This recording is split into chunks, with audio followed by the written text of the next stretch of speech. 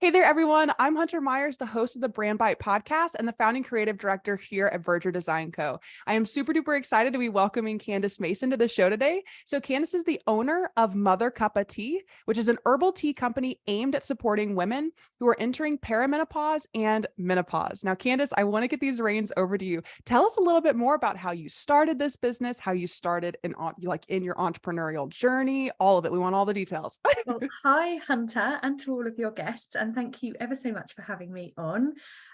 So my journey with herbal tea goes back about 20 years. I have endometriosis, and I have been on a journey over those years to try and support my body in a holistic way and try and avoid as much medication as I could, because at one point I was on a lot of medication. And so it's really been a self-discovery journey. Never intended to do anything with it. It was just me playing around with things at home. I retrained as a tea sommelier, again, just as a hobby, really random hobby to go into.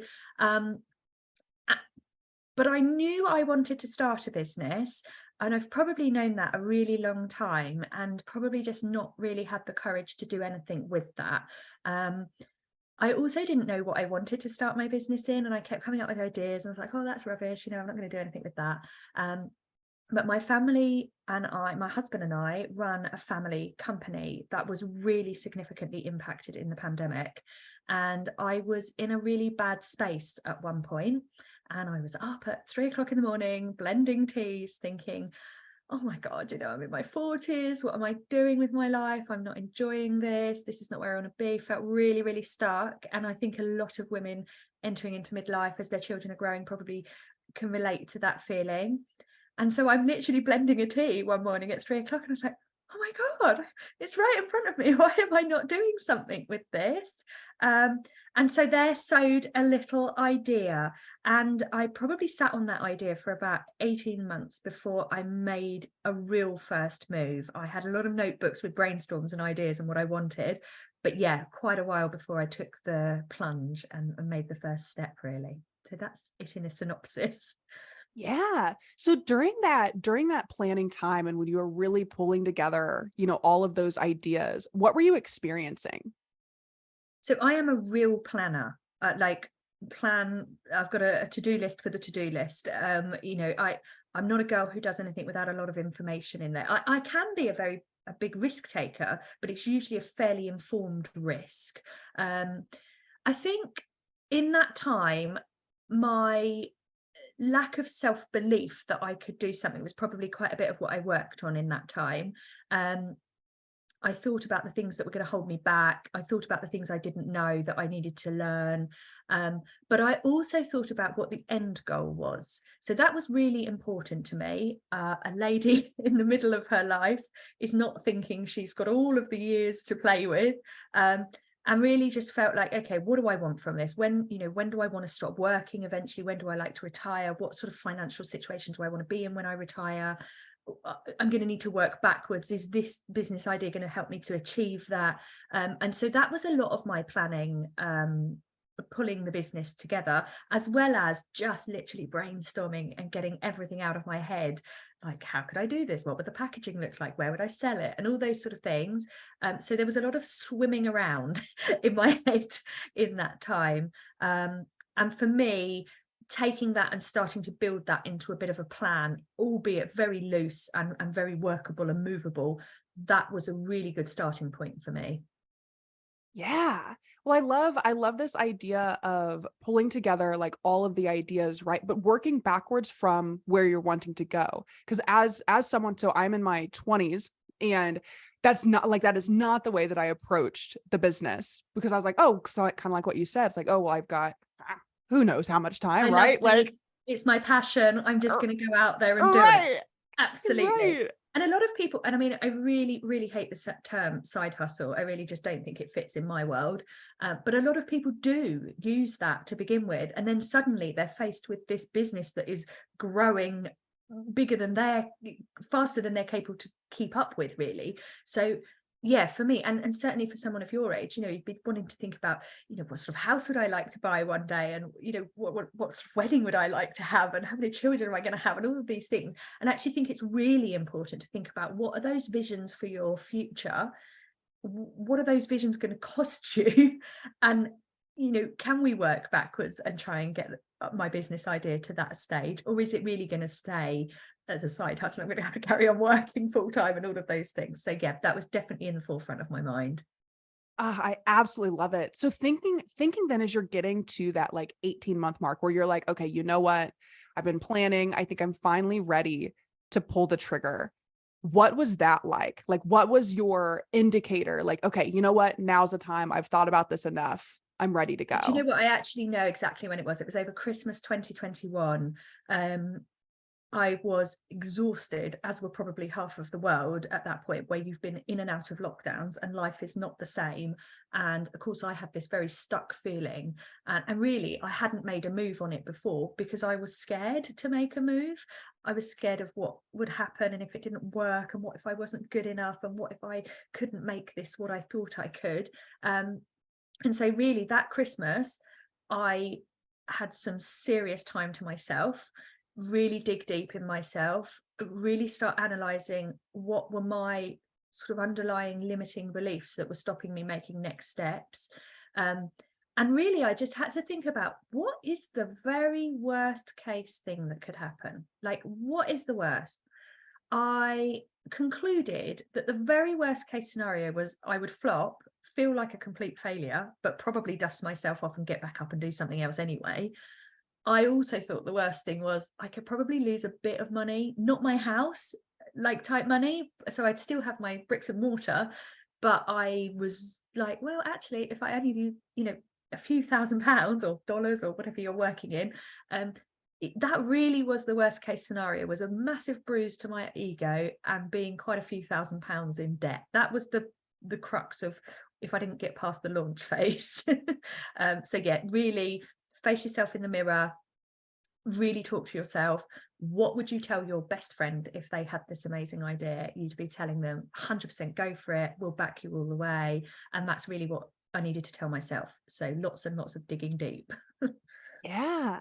So if you don't mind sharing what some of those limiting beliefs were, because I know that at least me personally, like I came up upon a number of limiting beliefs as I was starting it, and I still do as I'm moving through these phases. So what are some of the ones that you experienced? So true. And I think it's really, I mean, I can't speak on behalf of men, but the female founders that I speak to, is some of the things that I experienced are really common, and I didn't know that at the time. So huge issue around imposter syndrome. So don't forget, I've spent a career, I'm in my 40s, I've got a career that I'm well established in, I have a name for myself, I have my skill sets, and what I was choosing to do was come out and go into something completely different that was all self-taught and did not have a qualification behind my name. And I felt really like, in today's world, in the social media world, having that authority behind what you're talking about was needed. And so I felt like I didn't quite know where I belonged in that space. So huge amounts of imposter syndrome, which continues. I think that's just it for a little while until I'm feeling much more comfortable. And actually, I've come to sort of the conclusion that the day I'm feeling comfortable and confident in my space, and I'm not suffering with imposter syndrome, means I need to be looking to be doing something else, because I am way too comfortable. So although that is a nice space to be in, it's probably not a very entrepreneurial space to be in.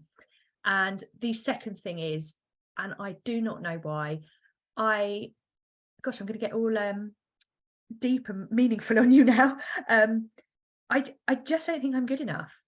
And it's a really horrible thought that underlines a lot. I'm not good enough at doing this. I'm not doing enough. I'm not worthy enough. So this enough word features a lot in my world. And sometimes it's really debilitating, and it can knock me sideways for, well, I can speak about the past weekend. I mean, I literally spent most of Saturday just crying for no reason at all, other than I can't do this. I'm not good enough. I can't do this. And it's so silly. And I'm coming out the other side of that space. And I will continue to keep doing that, I'm sure. But I do really need to work on that. We are worthy, we are good enough to give it a go, and we are deserving of the life that we're trying to achieve for ourselves. So yeah, I don't know where that comes from, but that's a bit in me that needs a lot of work. Well, I feel like that's also actually a really common one, because I also deal with like that enough. And then I'm like, where's this measurement even coming from? Yeah, exactly. Right? And even just silly things like, I don't have enough time. Like, what are you talking? What is enough time? What is enough time? What is enough experience? What is enough money? What is enough success? And actually quite a lot of those, as you've just quite rightfully said, you can't measure those. They are what you set those boundaries to be. It was so funny. I was talking to my mum about it, and she said, well, I've only ever told you to do and be your best. And I thought, yeah, but what even is that? What is my best? I don't even know where that line is. Clearly, I don't think what I'm doing is my best. But you're absolutely right. I do come across a lot of business leaders that just do not feel like they're enough. Somehow, possibly quite counterproductive, but somehow that feeling, I think, is what drives me, because I'm not scared of failing. I definitely don't have a huge fear around that, because I feel like I could just get myself back up after a period of downtime. But that not being enough seems to be the bit that continually pushes me. Whether that's healthy or not, I'm on the fence with that one. Yeah. Do you feel like it pushes you to keep growing, like to keep striving for whatever that enough is? Yeah, because nothing I do is ever enough. So you're just constantly doing more.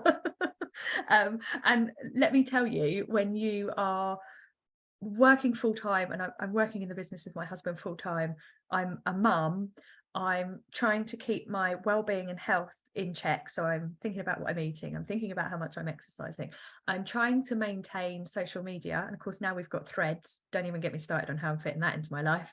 And I'm trying to keep up socially with my friends and attend events, and I'm trying to support charitable things. Literally could not fit any more in my life, but it's still not enough. I'll volunteer to do something, neighborhood watch coordinator or whatever else I put my name forward for. So yeah, definitely that is my driving force, because nothing I do is enough. Yeah. Like I said, I do feel like that is such a common thread amongst entrepreneurs. I think I really feel like especially female entrepreneurs or women entrepreneurs, just because we're already, at least I'm in the States, I feel like there's this different comparison, this different bar. And I know we've got like wage gaps and things like that. So I it's think in interesting. the entrepreneurial space, that is similar in the UK. I have to confess. I think in the UK, women, I mean, I read a study recently, women continually overpromise and overdeliver, which often leaves them burnt out. But also that mentality is quite detrimental in a financial capacity as well, in order for businesses to be successful. In the UK, female founders are least likely to be financially supported and backed by funders. I don't know how that is in the US. Mm-hmm. Big conversations happening around that. There appears to be a much greater gender gap in the entrepreneurial world. And I feel like we have to fight a little bit harder for our space out there to be heard for some reason. I don't know what that reason is, but we do. And interestingly, the study around people receiving funding, they found that the questions they asked male counterparts in comparison to female counterparts was very, very different. And they asked male counterparts a lot around business strategy, structure, and financial planning, but they asked female founders additional questions around coping with that sort of lifestyle as being an entrepreneur, which I found really undermining, because I feel like, hang on a minute, we're the ones that are really good at multitasking, and hello, we're raising families as well as businesses over here. But so I think there's still a lot of work that needs to go on around that. I'd be interested to hear what it's like in the USA. Is it similar?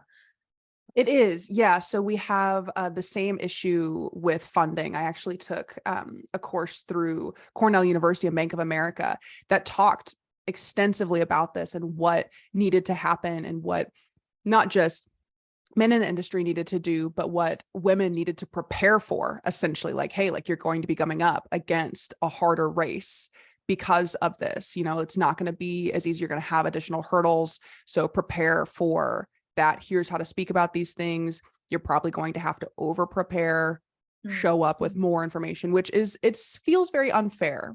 It's Yeah, very and I unfair. hadn't And thought it's, of that. Of course, most investors, I would imagine, percentage-wise, are probably male investors as mhm. well, because there's a more weighted towards male entrepreneurs, isn't there? So, yeah, that's really interesting. Yeah, I think we're probably just starting to see the conversations around that.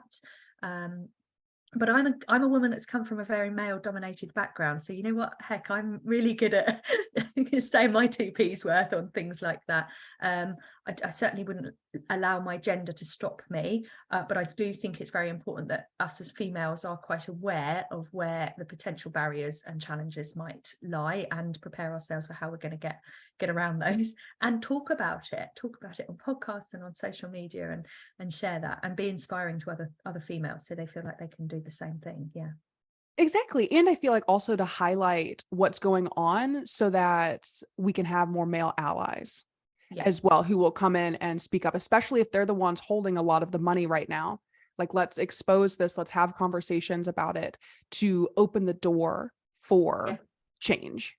Yeah, and they probably hold the key to the answers, really, don't they? Because there'll be a Mm-hmm. reason why they're not so heavily investing in females. Are we presenting ourselves as best we could? And going back to that subject of limiting beliefs and imposter syndrome, possibly not. Possibly we're cautious, we're a little lacking in confidence in ourselves.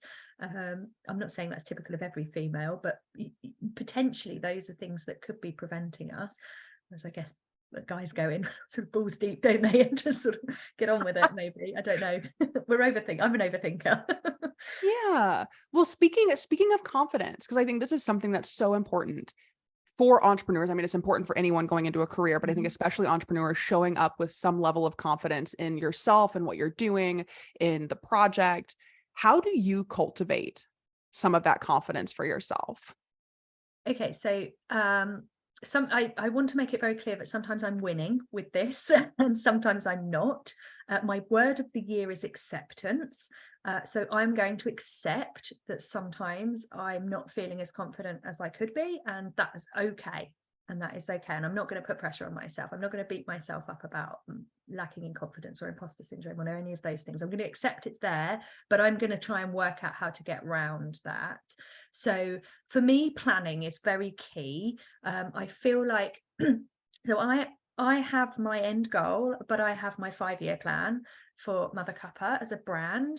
I know what I want it to be earning within the first 5 years of it launching, and I've worked backwards. So each year that means I need to be doing this, this, and this, and then I've broken that down into quarters, and then I've broken that down into a month, and it's literally all on a spreadsheet. And then I've got like my weekly tasks. So I feel like confidence comes from being able to move forward slightly and achieve things, tick those things off your list, feel like you've been able to do the things you've set out to do, that you're moving towards your goal. So that's really, really helpful. I do a lot of bullet journaling. I have to get what is in my head out. It cannot stay in there. It eats away at my confidence. It doesn't help my imposter syndrome. So I'm a mad person for brainstorming, mind mapping, whatever you want to call it. Just get it out of your brain. It doesn't need to be in there swimming around those horrible thoughts. Get them out. And within the journaling side of things, look at the actual facts. So the facts are, Candice, you are a woman in your 40s who has had a difficult medical journey, but you have turned that into something really positive. And Candice, you have actually launched a business. You are actually an entrepreneur. That is a fact. Nobody can take that bit away from you. And you've made money this month. That's a fact. So you must be doing something right. So I think really focusing on those facts.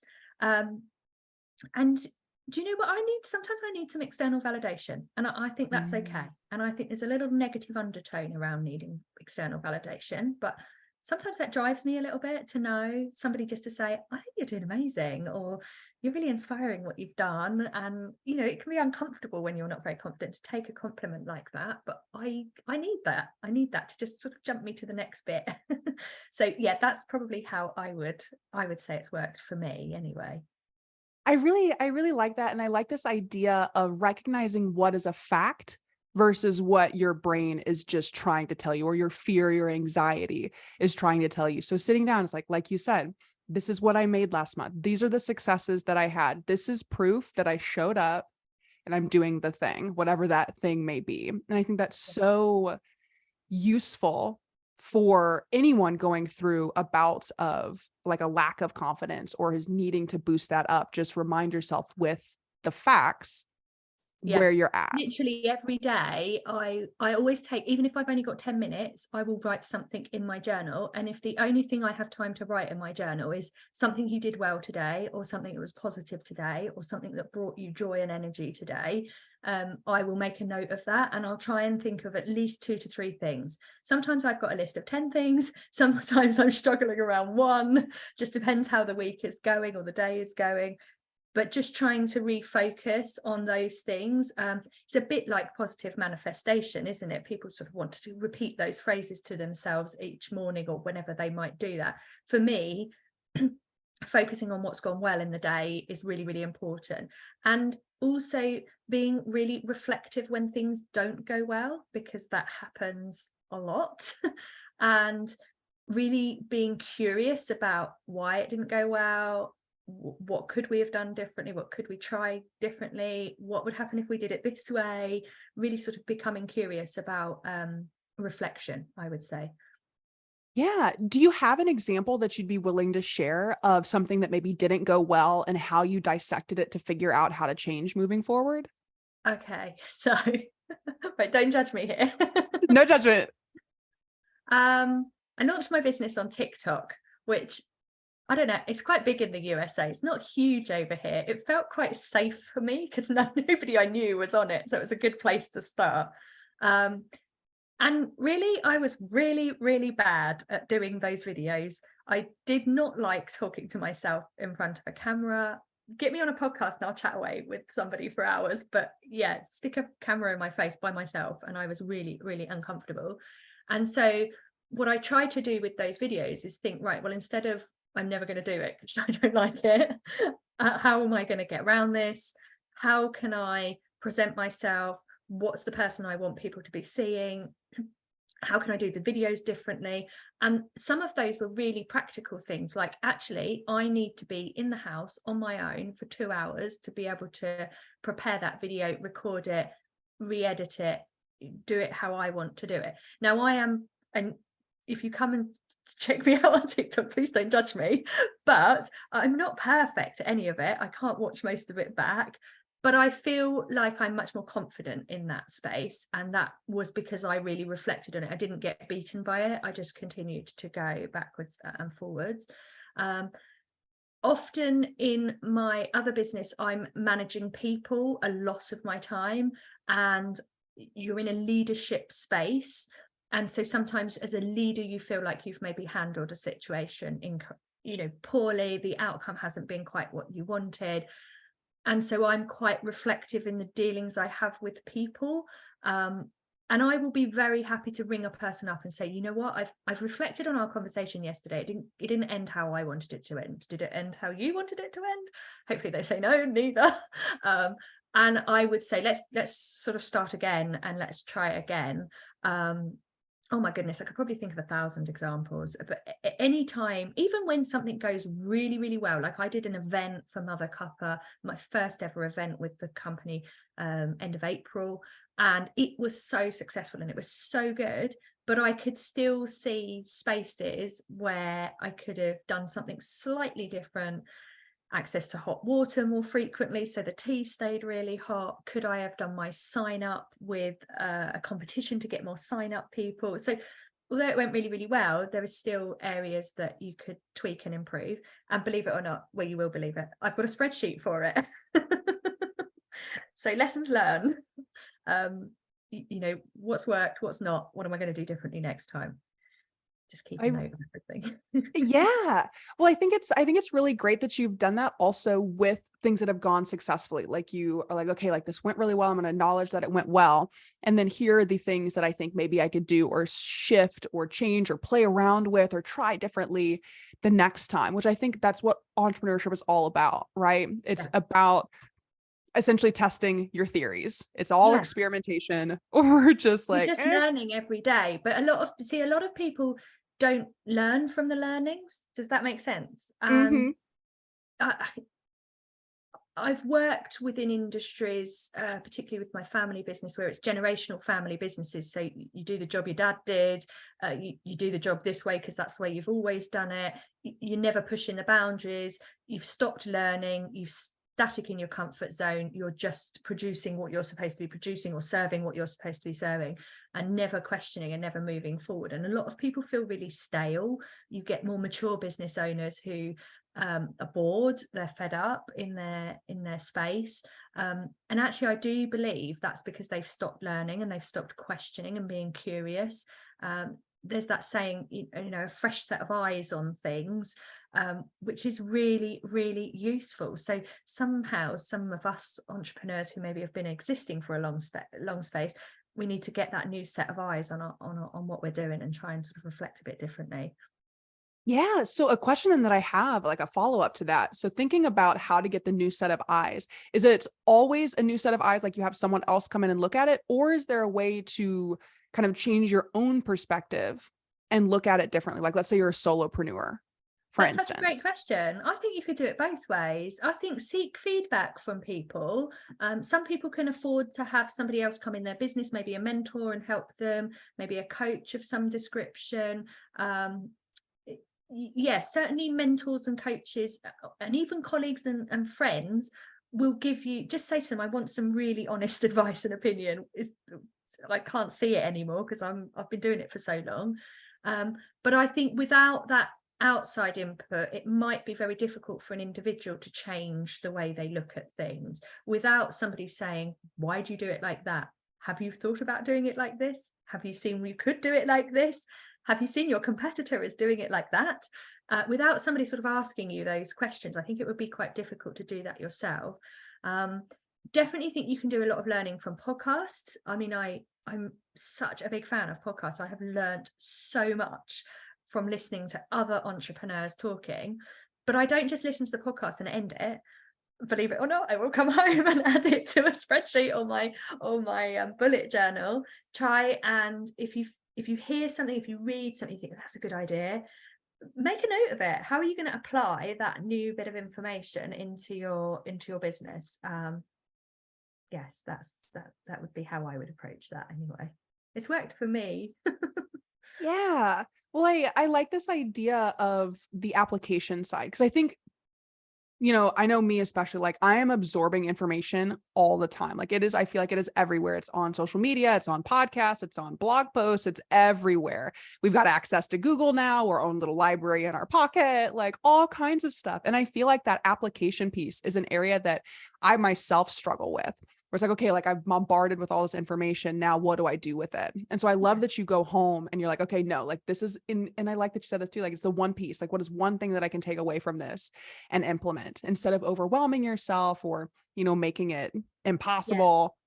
definitely. I went on a training course years and years ago, and the trainer at the beginning said, if you only take one piece of information from today, it's been beneficial to you, but that one piece of information must be taken and applied. Focus on it, what it is. And at the end of the session, he said to us, what's the one thing from today that you can take and physically apply to your work?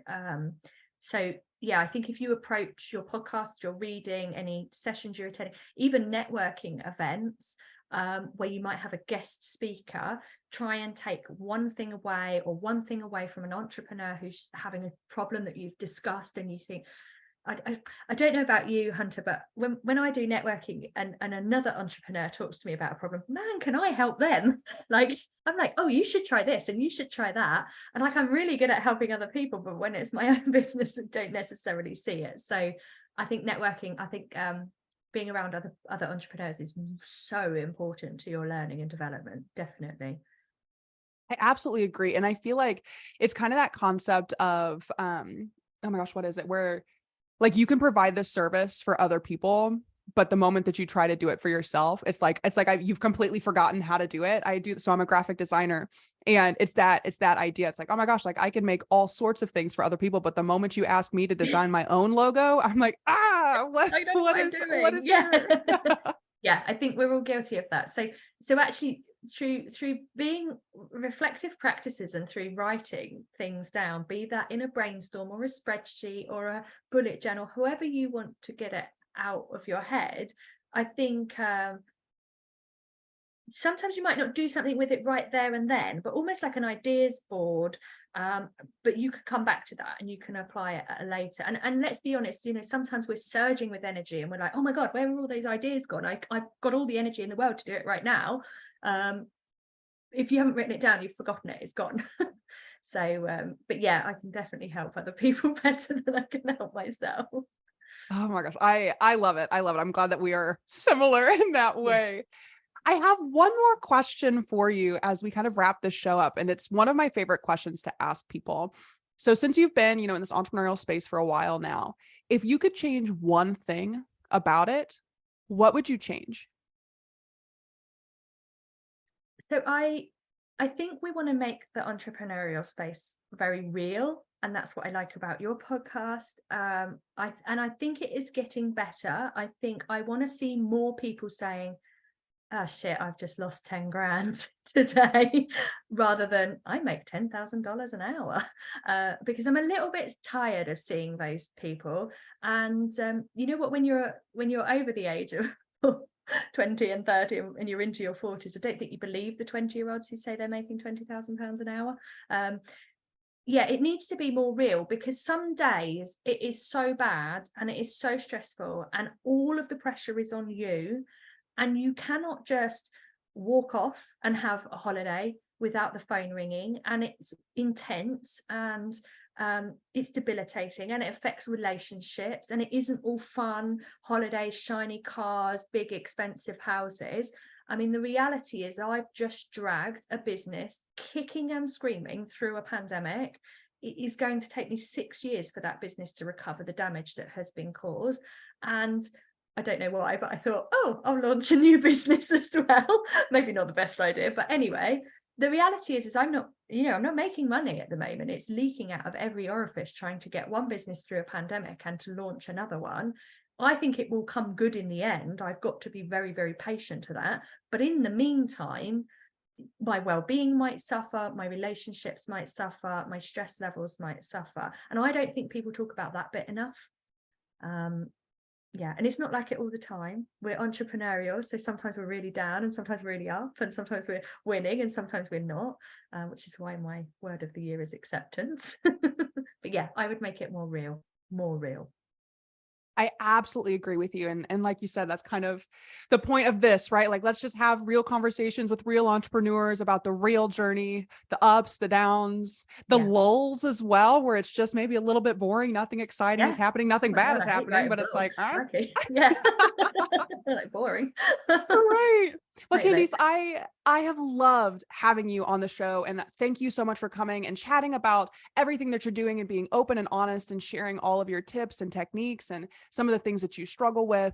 How can people connect with you if they want to talk with you more? That's such a great question. Love that. And do you know what? It's been so much fun talking to somebody from a different country. I love it. We're on the other side of the world and we're having a good chat. And isn't it funny how our stories can be quite similar and we're so far apart? So yes, do come and find me. I'm on every social media platform going. Do not judge me at all.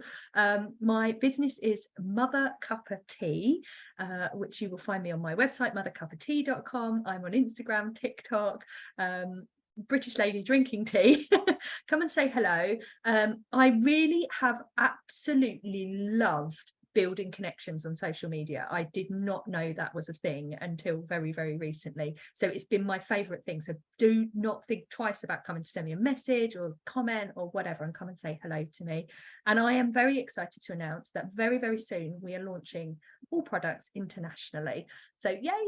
Cool. Thank you to the power of TikTok and Instagram. But yeah, do come and say hello. It would be a real pleasure to meet some international followers. Yes. Well, everyone, I'm going to make sure that I put those links in the notes so that you can access them. And again, Candice, thank you so much for chatting with me. Pleasure. Loved it. Thank you.